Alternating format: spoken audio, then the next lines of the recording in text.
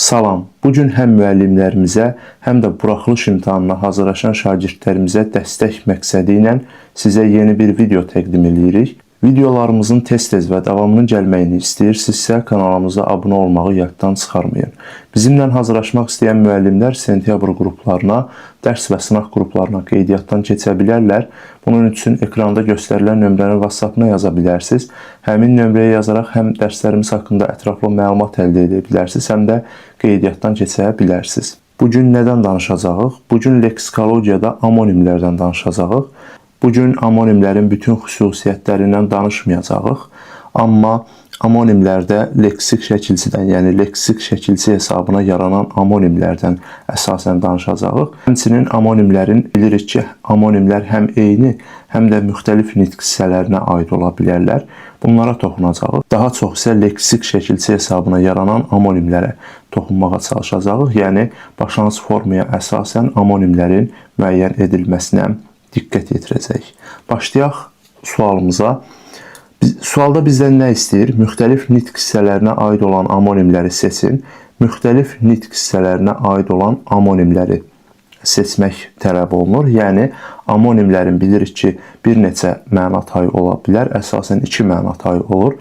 Həmin o məna taylarından biri başqa nitq hissəsi olsun, digəri isə fərqli bir nitq hissəsi olsun. Məsələn, biri isim olanda, digəri feil olsun. Yəni, hər ikisi isim olmasın. Birinci seçimə baxırıq. Yaman sözü. Yaman sözü 2 mənada düşünülür. Həm də amonim variantında çıxış edə bilər. Bir mənası, məsələn, yaman adamdır. Yəni, yaman adam deyəndə burada yaman sözü sadə sözdür. Yəni, sözün kökü yamandır. Və bu sözün başlanğıc forması da elə yamandır. Və bu söz sadə sözdür. Və sifət olaraq düşünülür. Sifət. Digər məna tayı isə yamanmaq mənasındadır. Yamanmaq. Baxın, sözün kökü yamadır. Bir şeyi yamayırsan, o yamanır. Düzdürmü? Yamanmaq. Məsələn, köynək yamandır. Və bu sözün başlanğıc forması da yaman hissəsidir. Bilirsiniz ki, sözün başlanğıc forması sonuncu leksik şəkilçidə daxil olmaqla olan hissədir. Bunu mütləq şəkildə qeyd dəftərinizə qeyd edin ki, amonimlər həm də leksik şəkilçi hesabına yaranır. Baxın, burada leksik şəkilçi hesabına yaranıbdır. Deyə bilərsiniz ki, sözün kökü burada yamadır, digərində isə yamandır. Yəni, bu sözlərin axı deyilişi ilə yazılışı eyni deyil. Amonimlərin belə bir şərti var ki, amonimlər deyilişi və yazılışı eyni, lakin müxtəlif mənaları ifadə edən sözlərdir. Və burada yadınızda saxlayın ki, siz amonimləri müəyyən edən zaman sözün kökünə yox, sözün başlanğıc formasına fikir verməlisiniz. Bax, bunu mütləq şəkildə qeyd dəftərinizə qeyd edin. Və burada da başlanğıc forma yaman hissəsidir. Demək ki, amonimdir. Yəni, hər ikisi yaman sözüdür. Başlanğıc formaya da leksik şəkilçi daxil olur. Yamanmaq sözü, yəni feil. Bir məna tayı sifət, digəri isə feildir.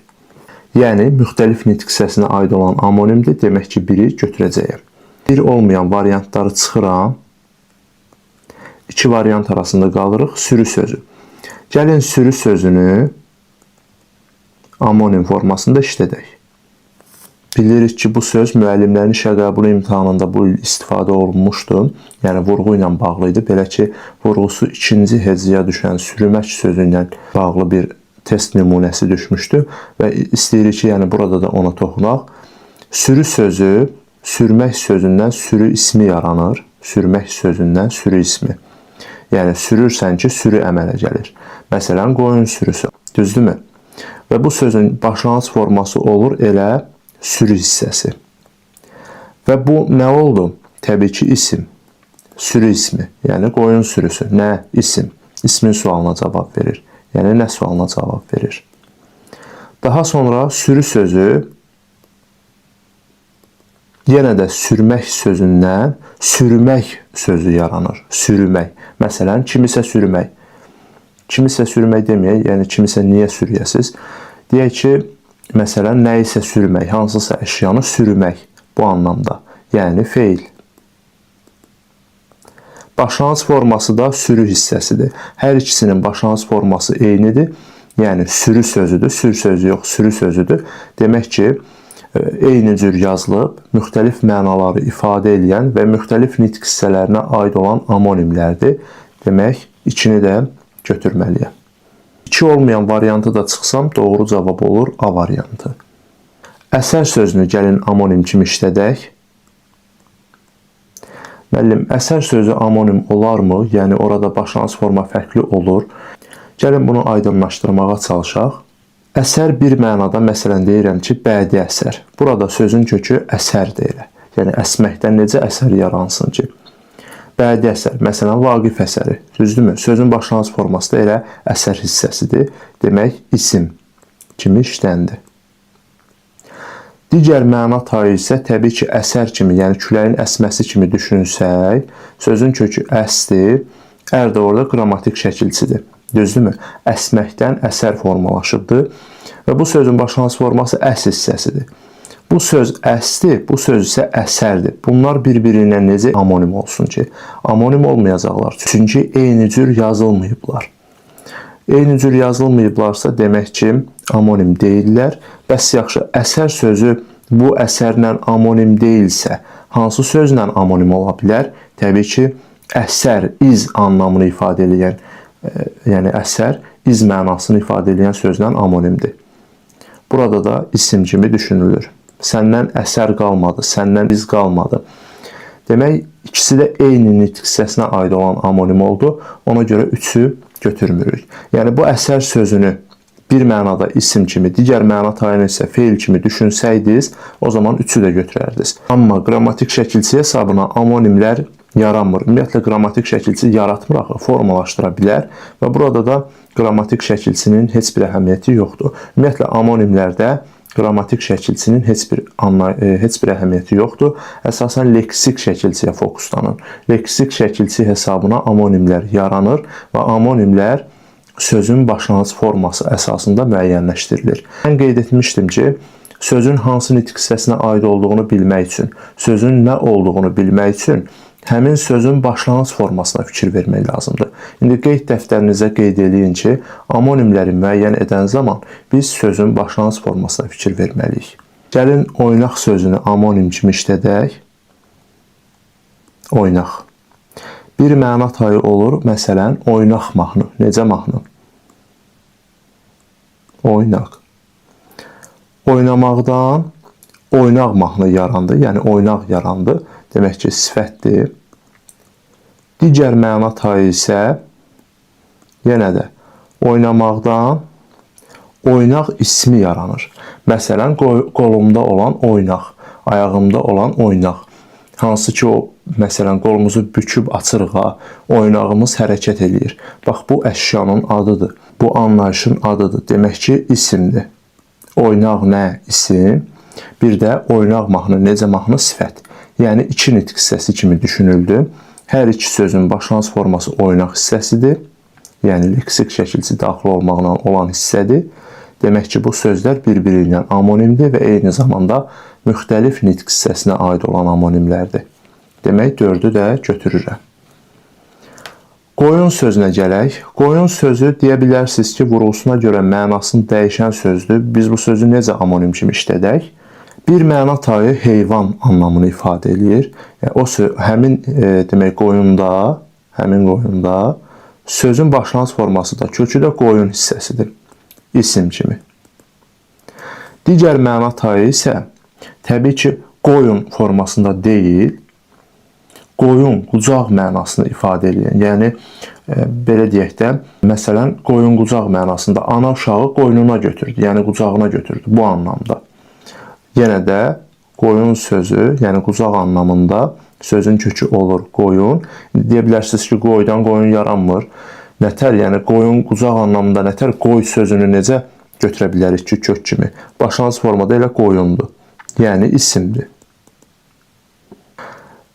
Sizi burada çaşdıran bilirsiniz nə ola bilər? Yadınızda qalsın ki, qoyun heyvan anlamını ifadə edəndə də vurğu bura düşür. Qoyun qucaq anlamını ifadə edəndə də vurğu bura düşür. Biz demirik ki, qoyunları qaytar. Biz deyirik ki, qoyunları qaytar. Yəni vurğu buradadır. Qoynuma gəl demirik ki, qoynuma gəl. Yəni vurğu onun üzərindədir. Siz deyən söz qoyun sözüdür. Qoyun. Vurğu onun üzərində olanda feil kimi düşünülür və burada sözün kökü qoymaq sözüdür. Un da şəxs xəbərli şəkilçisidir. Bu sözün başlanğıc forması qoy hissəsidir.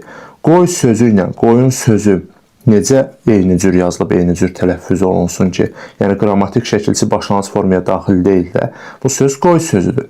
Yəni sözü müəyyən edən zaman sözün başlanğıc formasına fikir veririk. Bu söz qoy sözüdür, bu isə qoyun sözüdür. Bu sözlər bir-biri ilə amonim ola bilməz. Yəni feil anlamında amonim ola bilməz.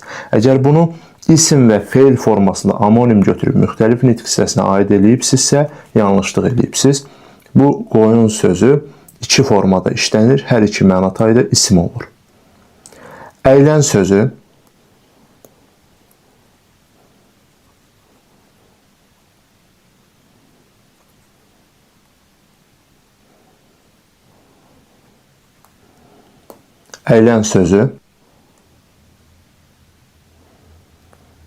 Əylən sözünü də biz amonim formasında işlədə bilərik. Bir məna tayı əylənmək mənasındadır, yəni vaxtını xoş keçirmək anlamında. Burada olur feil. Digər məna tayı isə əylən, yəni dayan, dur mənasında işlənir. Yenə də dayanmaq, durmaq, yəni feil. Hər iki məna tayı eyni nitq hissəsidir, yəni müxtəlif nitq hissəsinə aid olan yox, eyni nitq hissəsinə aid olan amonim sözdür. Deyə bilərsiniz ki, müəllim, əylən sözünü mən vaxtını xoş keçirmək anlamında eşitmişəm. Amma əylən sözünü dayan, dur mənasında eşitməmişəm. O söz necə olur ki, yəni dayan, dur mənasında axı bu sözü eşitməmişəm. Məhəmməd Hüseyn Şəhriyarın şeirində var. Həmin şeiri istəyirəm sizlər üçün səsləndirəm və orada əylən sözünün necə işləndiyinə fikir verəsiniz. Həmin şeirdə deyilir ki, sən yarımın qasidisən, əylən sənə çay demişəm. Xəyalını göndəribdir, bəs ki mən axvay demişəm. Ax gecələr yatmamışam, mən sənə laylay demişəm. Sən yatalı mən gözümə, ulduzları say demişəm. Gece çok hiyalı vurdu başıma, bunu yazdım. Yar qasidi. Sen yarımın qasidisən, xiyalına deyirəm, bir xiyal et. Sen yarımın qasidisən, əylən sənə çay demişəm. Əylən sənə çay demişəm. Xiyalını göndəribdir, bəs ki mən axvay demişəm. Ax geceler yatmamışam, mən sənə laylay demişəm. Sən yatalı mən gözümə, ulduzları say demişəm. Gördüyümüz kimi burada əylən sözü dayan, dur anlamındadır. Yəni amonim formasında işlənir. Deməli, eyni nitq hissəsinə aid olan amonimdir, ona görə altını da götürmürük. Dolu sözünü gəlin işlədək. Dolu. Bir məna tayı, məsələn, dolu vedrə. Burada dolmaqdan dolu yaranır. Dolu. Burada olur sifət. Sifət. Dolu vedrə, necə vedrə? İkinci məna tayı olur, məsələn, dolu yağır. Yenə də dolmaqdan dolu yaranır. Yəni buludlar dolur və dolu yaranır. Başlanğıc forma dolu hissəsidir. Yəni dolu yağır. Bu anlamda isim kimi düşünülür.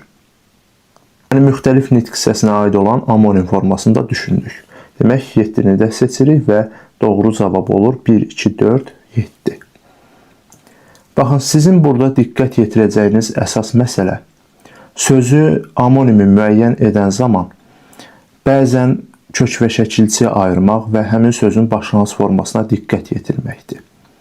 Və diqqət yetirəcəyiniz ikinci bir məsələ isə qrammatik şəkilçi hesabına amonim formalaşmır və yaxud da yaranmır. Ümumiyyətlə yarana bilməz, çünki yaratmaq anlayışı leksik şəkilçiyə məxsusdur.